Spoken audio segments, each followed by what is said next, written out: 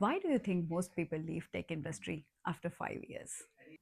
Most people in tech don't leave because they're not talented. They leave because quietly their career stops moving. If you think writing code is the key to your next promotion, then my friend, you might stay stuck in the same role for a long time. After 14 years in tech, from TCS to an engineering manager at Amazon, having conducted and attended 500 plus one on ones across geographies and roles, I have noticed a pattern. Careers don't break suddenly, they stall silently. I have seen talented people skyrocket, but I've also seen hard hitters, hard workers hit a wall. The difference? It's rarely the code, it's the mindset. Today, I'm giving you 10 brutally honest questions that can help you diagnose why your career growth has slowed and what you must do to break the plateau. These questions are in no particular order, so watch till the end. The reliability trap.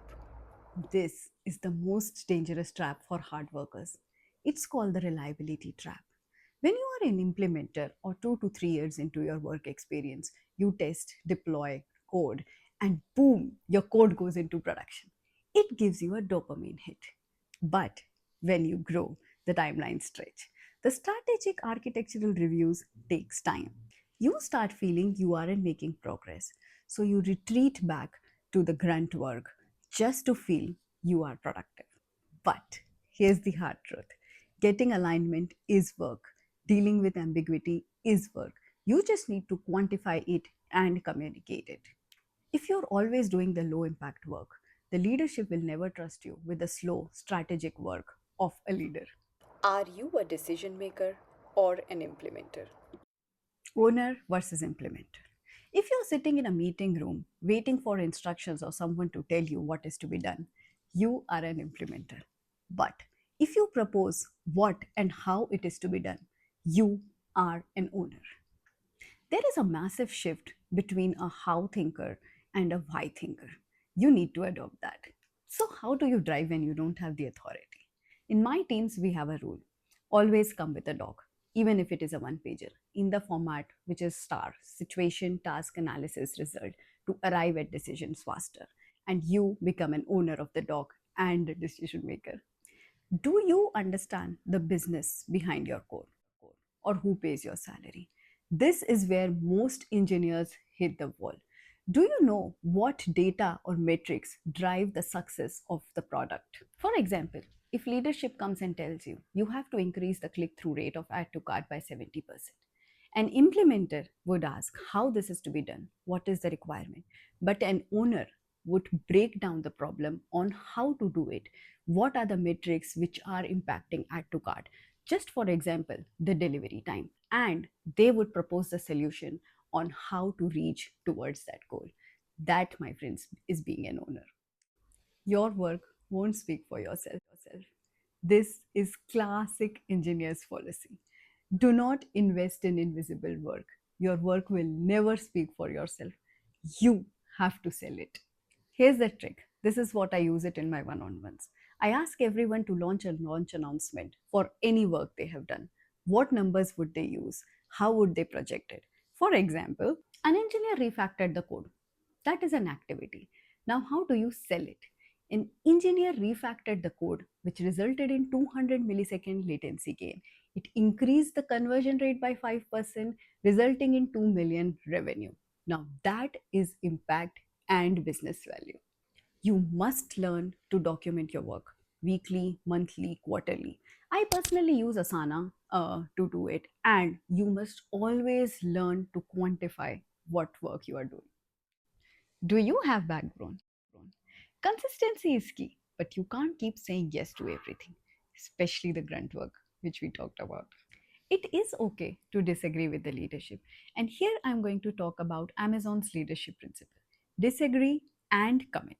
Once a decision is made, you become a co owner. You cannot come back after 2 weeks and say, "See, I said so, it will fail." No. Once you become a co owner, you drive it as if it was your own idea. Negotiating versus complaining.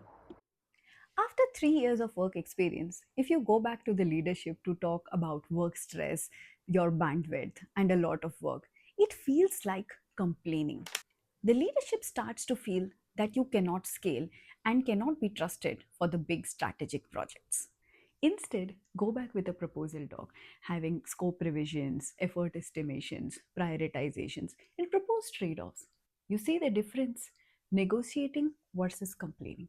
Leaders respect negotiators. Sponsor versus a mentor. You might have a lot of mentors, but do you have sponsors? What is the difference?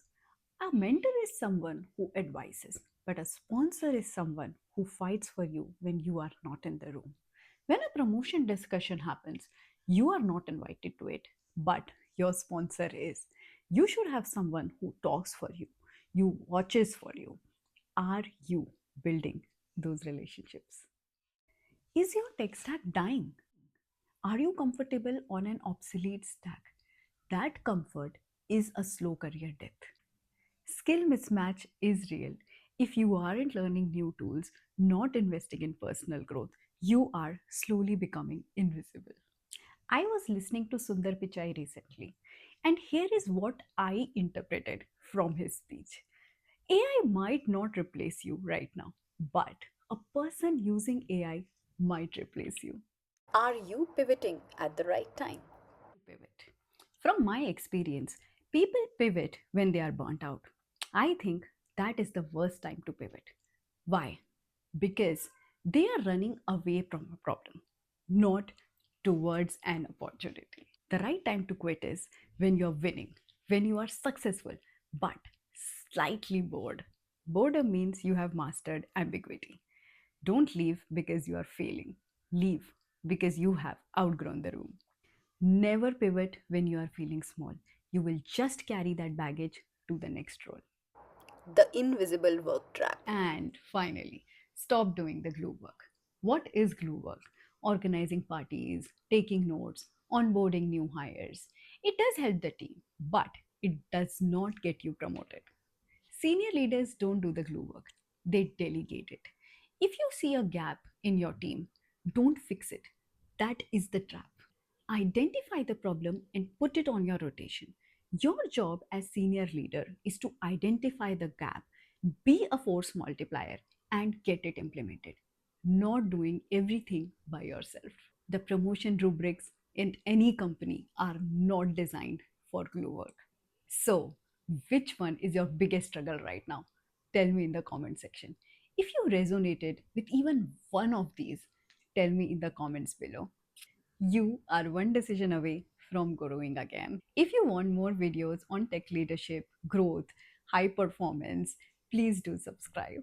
If you want a one on one career clarity coaching or tech mindful leadership workshop to your company, reach out to me via email mindfultechlife.ritu@gmail.com. It is also mentioned in the description box below. Thank you.